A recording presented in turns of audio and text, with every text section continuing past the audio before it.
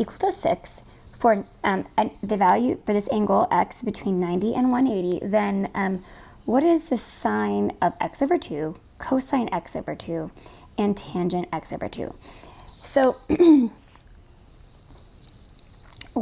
since they give us a sine function in terms of x, and then they're asking for the x over 2, we're probably going to have to use these half angle formulas. So here's our half angle formula. It says the cosine, and I'll just use the same variable here as they have. Instead of writing theta, I'm going to use x. From the textbook, they use theta, but you know, it's just a variable. So cosine of x over 2 is equal to the square root of cosine of x plus 1 all over 2. Okay, that's plus or minus. And sine of x over 2, these are just the half angle identity formulas. That's where I'm getting this. It's the chapter reading, within the chapter reading, and that's 1 minus cosine of x all over 2. Well, those formulas are very similar. Let's just double check them, that I wrote them down correctly. And they do look good. Okay, so to use these two formulas, the only unknown that we have to know is cosine of x. And they currently have, they gave us secant x. So I guess one easy way to go from cosecant of x to cosine of x would be understanding that cosecant is equal to 1 over sine x.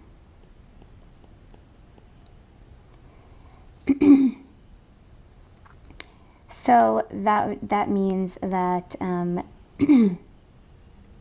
if cosecant is equal to 6, then sine x would be, if I solve for sine x here, we could multiply both sides by sine x times 6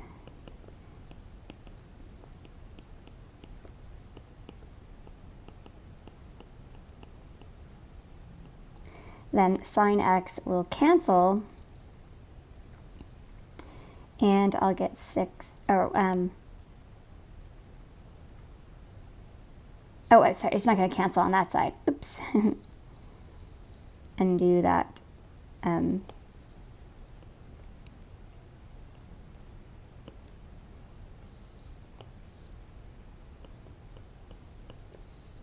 They're going to cancel on this side, and I'll get 6 sine x is equal to 1, and then I will divide by 6 on both sides. And you get sine x is equal to 1 over 6. Okay, well, now that we know what sine x is, we can find cosine x by using the Pythagorean identity that cosine x squared plus sine x squared, sorry about that, is equal to 1. So I can just plug in for sine x here, and then 1 over 6, and then square it.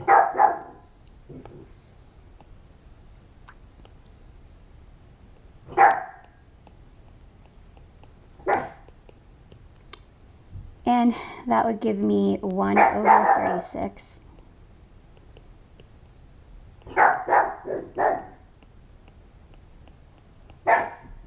Subtracting 36 from both sides. Subtracting 1 over 36 from both sides. So I can rewrite this 1 as 36 over 36. Right? And that is equal to 1 whole.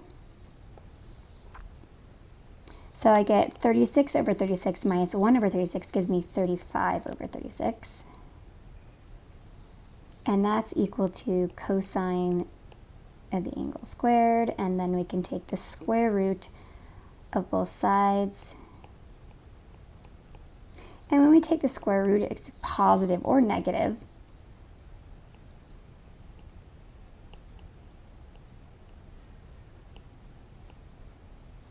Well, the square root of cosine squared is just cosine, so it's plus or minus cosine x is equal to, or actually we usually put the cosine, the negative positive on the other side of the equal sign.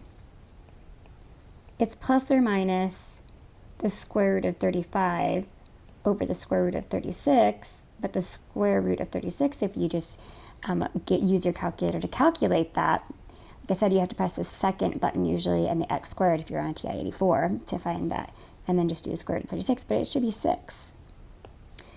And now we have to worry about whether this is a negative square root 35 over 6 or a positive square root 35 over 36. So now we have to take into account this piece of information. So far we've used this piece of information to get this far, you know, and now we're going to use this piece of information to figure out whether it's negative or positive. So we draw the angle x in this third quadrant between 90, or second quadrant between 90 and 180.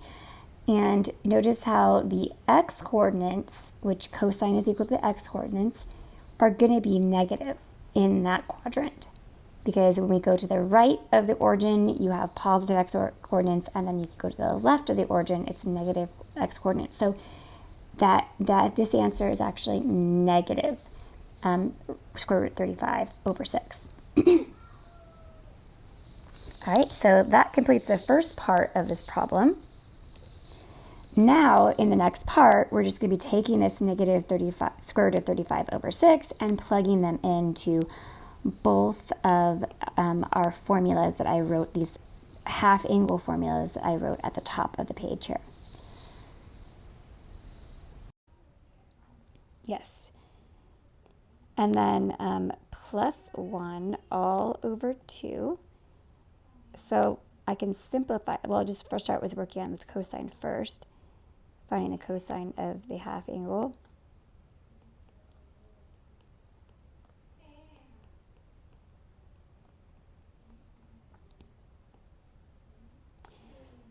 Well, in the numerator, I want to add those together. So I'm going to take the 1 and change it and force it to have a denominator of 6, just like we have with the first fraction in the numerator there.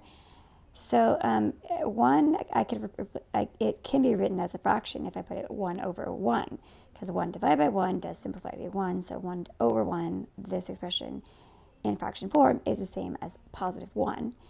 So now that it's written as a fraction, I just have to think, well, 1 times what equals 6, because now I want to force it to have a denominator of 6. So I just multiply by 6. But I can do that. However, when I'm working with a fraction, I have to, whenever I multiply by the denominator, I have to multiply by the numerator. So another way to write 1 whole as a denominator, as with a fraction with a denominator of 6, is 6 over 6, which makes sense because you have a pizza, and if you have 6 pieces of a pizza and you have all 6 pieces, then what do you have? You have a 1 full pizza. So it makes sense that that fraction is, the 1 is equal to 6 over 6.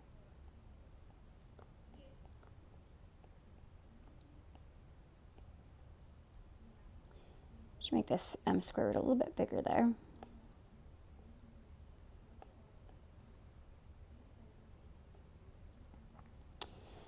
There we go. Then I can add the numerators.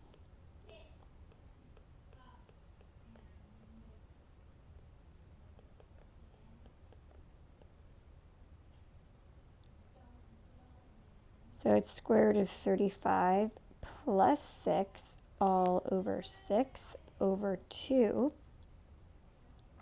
When we add fractions, we keep the denominator the same, so that's why we kept the 6 in the denominator, and then we just added the numerators. Next, okay, and this again, this should be a bigger square root symbol. This is our main fraction bar right here. So what that really means here is this top fraction divided by this bottom fraction. So I can rewrite that in like a horizontal form over here. Well, I guess I could say that really this is saying the square root of 35 plus 6 all over 6 divided by 2. But I can add, I can make this 2 into a fraction as well, so it's 2 over 1. And now I'm dividing fractions. And so you have to remember when you're dividing fractions, you keep KFC, like the restaurant, keep, flip, and change. And this has really helped me to always do this in the same exact order and to be just really meticulous and write out every step here.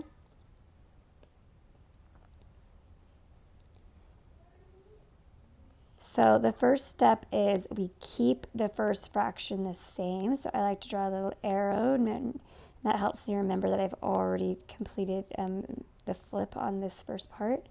The keep on this first part. Then we flip the second fraction. So what was the numerator now becomes the denominator. What was the denominator now becomes the numerator. And then you change the division to multiplication. And there we go.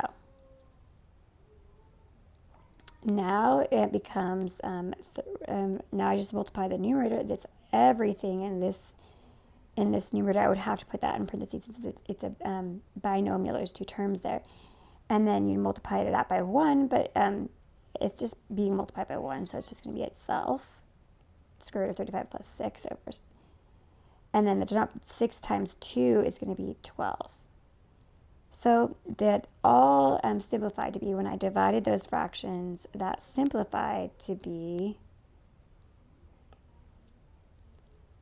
the square root of 35 plus 6 over 12.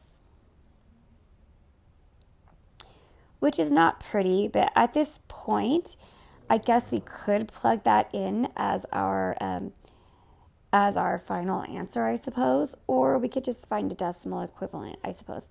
Now, one more thing that we have not done, this is not very pretty, it's a really ugly format for this answer. It's not pretty at all.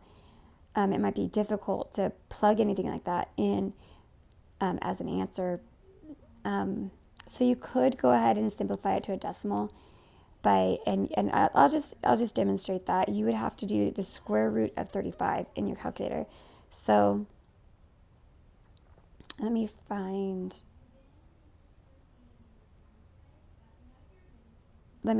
calculate that really fast.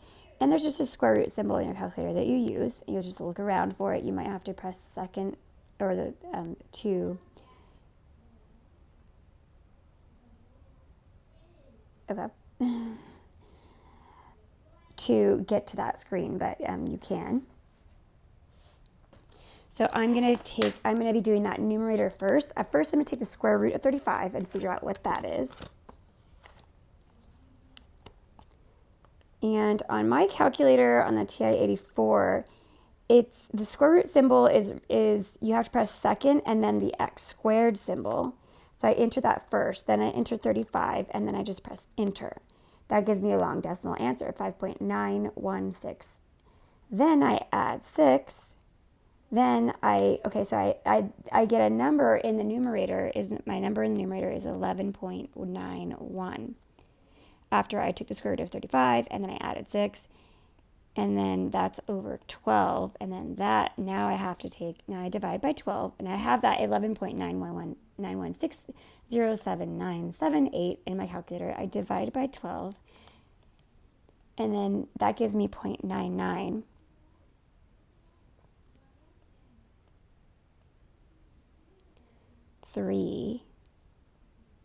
And then now I can actually take the square root of that answer. And how I do it in my calculator is I put square root in and then I press second negative, your negative is just to the right of the enter sign if you're on a TI-84 calculator.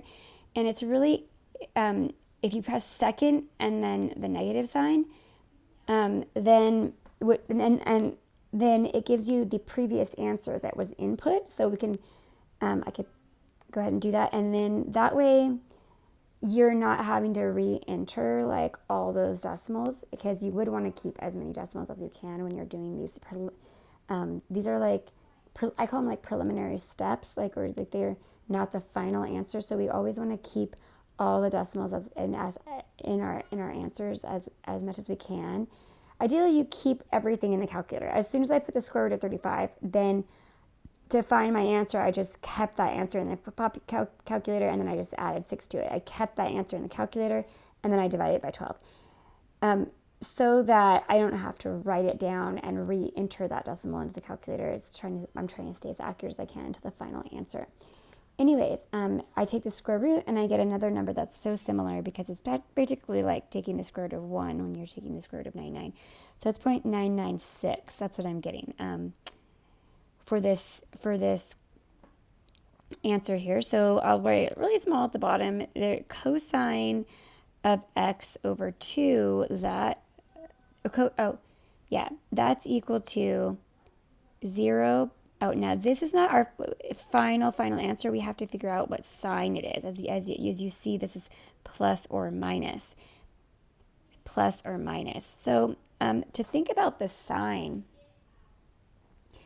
and as I mentioned earlier in the video that well, not this video, but it was the first part of this problem. I did the first part on a separate video, but we weren't really concerned about the sign, and I were mentioning that the reference angle is going to be the same cosine value or sine value and tangent value as the original angle, and that's why we were comfortable using that reference angle. And it's because the reference angle is only going to differ by sign, and really in the end we're not going to worry about the sign until we figure out. And we didn't even really, because it will be determined later on. Right now, as we're going to determine it right at this moment. So we do know that the original angle was this x angle.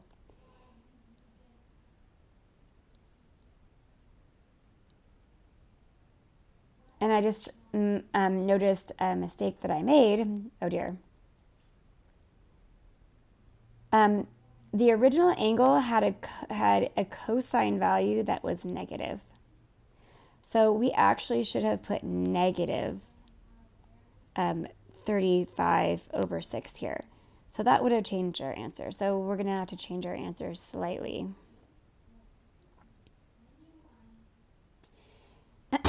So in this, we would have had 6 minus the square root of 35. Okay, so that's going to change our calculation a little bit. Good. So let me just make sure. Okay, so that was something that I failed to mention, that because the angle was in the second quadrant, we should have noticed the cosine of that angle would have been negative, because cosine is the x-coordinates, and in that second quadrant, we're on the negative x-axis here. So we did want to make sure that was negative 35. So let me recalculate this real quick. So it would have been square root of 35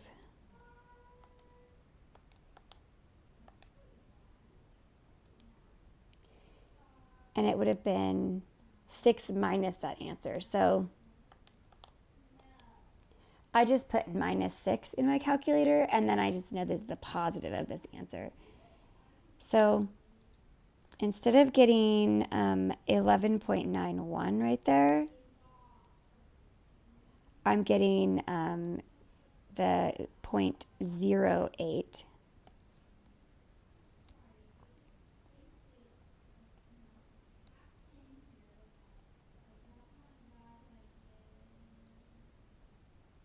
Then we can divide it by 6. Now let me just make sure I did. Okay. I think we're good. I think that there's nothing else really when we make a mistake like this, it's probably best to just start all over again. But we started with the fact that the cosine of this angle in the second quadrant would have been negative square root of 35 over 6, because it could not have been positive, because for any angle in the second quadrant would have had a negative cosine.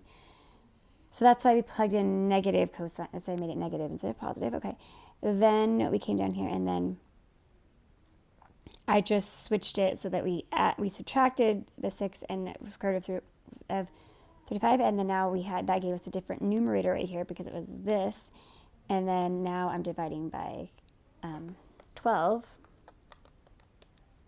which gives us this 0.00699. This will get a different and more interesting answer than we did before, just 0.99.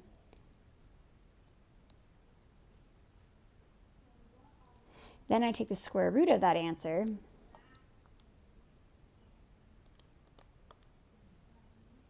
You can times your answer by -1 if you had it,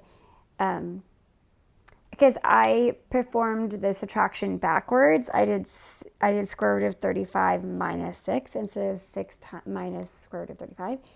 So my answer was negative in the calculator, and I just multiply it by -1. If you I'm just going to write on the screen, if you do the subtraction in the wrong order, so like 3 minus 2, that would be, like 1. But if you switch the order of your subtraction and you do 2 minus 3, then the answer is still the same in absolute value, but it's just a different sign. So once in a while, I will, because it's a little bit more convenient to keep something in a calculator rather than enter, like if I have the square root of 35 already in the calculator and I don't want to do 6 minus and have to re-enter the square root of 35 into the calculator, then I just do -6. And so I just do the subtraction backwards, and then just remember that the opposite sign, I put the opposite sign on the answer later. So that's just a little trick. Okay. Now I'm going to take the square root of this answer, which gives me this 0.8. So we do get a different answer here.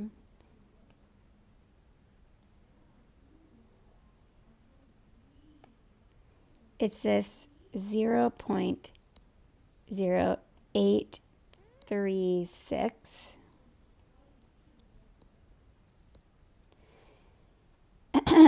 And now before we present this as our final answer here, we need to make sure that is it positive or is it negative? So we have to think about that, and we have to draw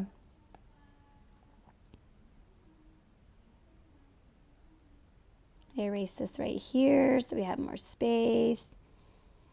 Okay, the original angle, we can draw it. It was in the second quadrant, X, which means it was between 90 and 180.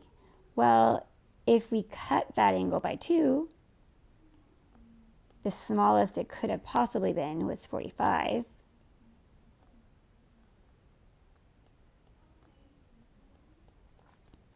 And the largest this angle could have been, or actually, no, I'm sorry, it's got to be bigger than 45, because X itself had to be bigger than 90. So if we cut it in 2, then this X over 2 has to be greater than 45, and it has to be less than 90. So this does mean that the angle X over 2 is in the first quadrant.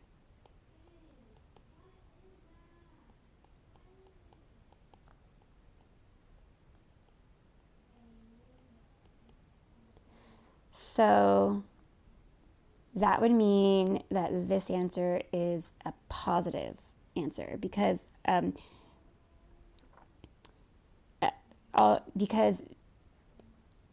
in the first quadrant, both your X values are going to be positive and your Y values are going to be positive.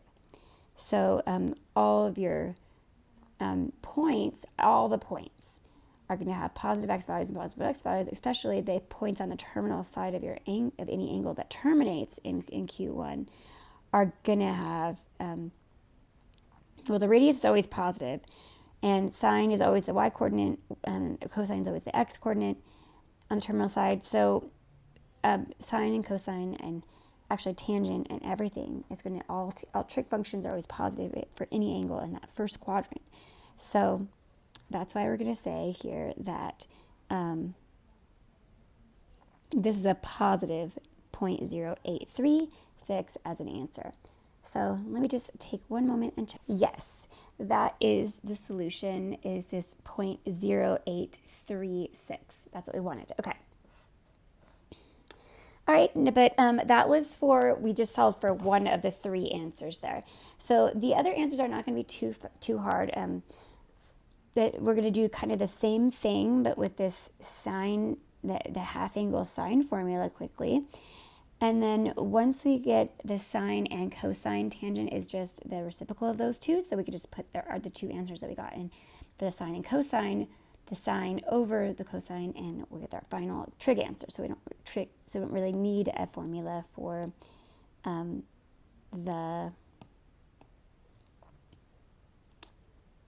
we don't really need a answer for the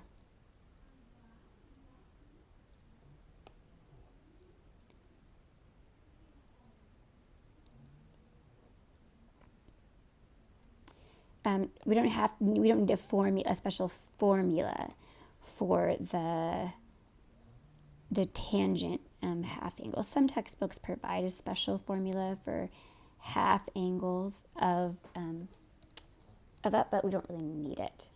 So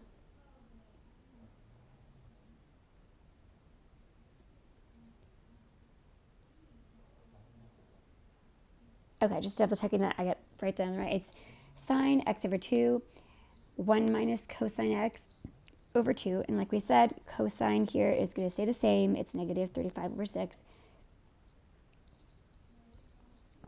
So now we're all done with this one. I can erase this one. And actually, we can go back to the previous page, and we got the first answer already for this one. It was the 0.0836. I believe at least, was it 0.08 or 0.06? Let me just double check. It was 0.0. Okay, I have an extra 0 in there.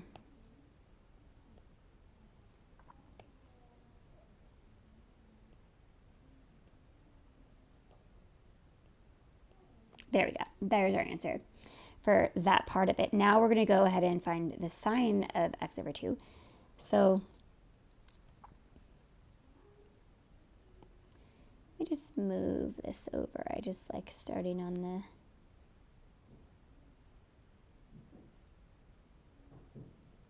the left side. Okay.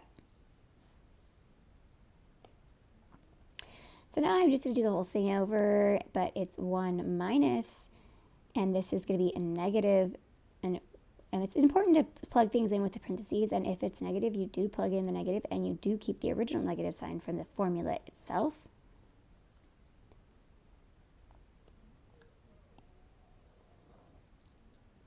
This is going to be really similar to what we did a few minutes ago with the other one. Actually, we already know from talking about this angle that x over 2 is going to be in quadrant 1, and we do know the answer is going to be positive. So I'm going to ignore the negative positive in the front, where I talked about how the answer is going to be positive because all trig functions in the first quadrant, and we know that x over 2 is in the first quadrant, is going to be positive. So I don't have to worry about rewriting that over and over again. Okay, so that's one. So I call this a traffic jam of negatives, where you're subtracting a negative. So it's like they're saying, okay, you have square root of 35 over 6. Now make it the opposite of what it was, and then now do the opposite of the opposite. So that's like back to positive, you know. So it's plus square root of 5 over 6 all over 2. And I think they may put the answer, and sometimes this is an alternate form of the answer, And when you have a sum in the fraction like that, you can separate it and do it 1/2 plus, and then do this one, square root of 35 over 6 over 2. And then you just come off to the side and divide those two fractions. So the square 35 over 6 divided by, and remember it's KFC, divided by 2, and I'm going to originally write that as 2 over 1, and then so it's keep the first fraction the same, flip the second fraction, and change the division to multiplication. And I don't know why I have to do this process exactly in the same order every single time, and I have to write the arrows because somehow the arrows just help me. I don't know why. All right, and that becomes the square root of 35 over 12. And I think this might be an easy, I don't know how easy this would be to enter in your calculator, but this is the most accurate way to enter the final answer in, is the way it is right here.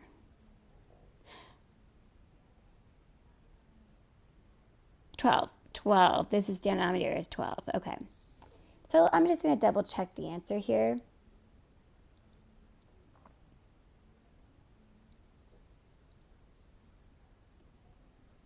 Yeah, it's square root of 1/2 plus square root of 35 plus 12, which is approximately, if you did it as a decimal, that is the 0.9964. And so, okay, so that is your answer for this part.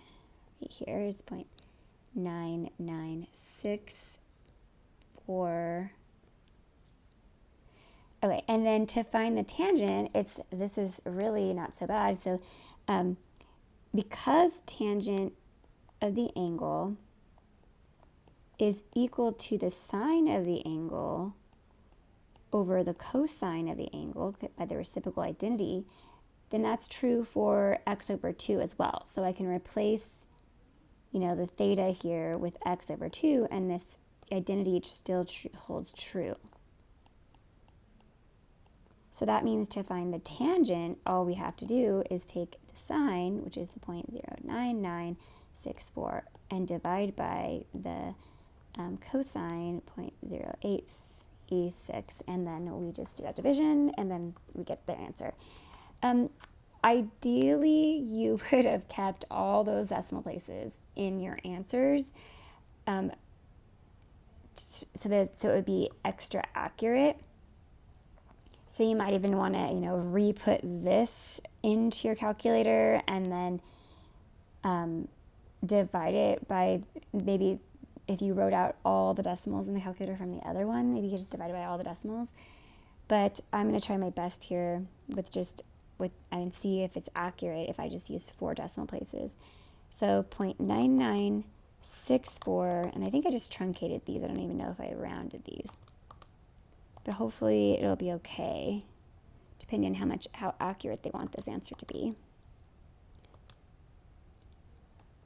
So I get 11.91. So that's 11.9186. But let's see what their answer is there. Yeah, and it's 11.916. Okay, they have an 11.916 and we have 11.918. But to 2 decimal places, it's accurate. So like I said, with that problem, with the tangent part, you probably would want to be more accurate by keeping all the decimals in your calculator as much as possible. All right. Well, let me know. I hope you found this video valuable. Have a great day. Bye.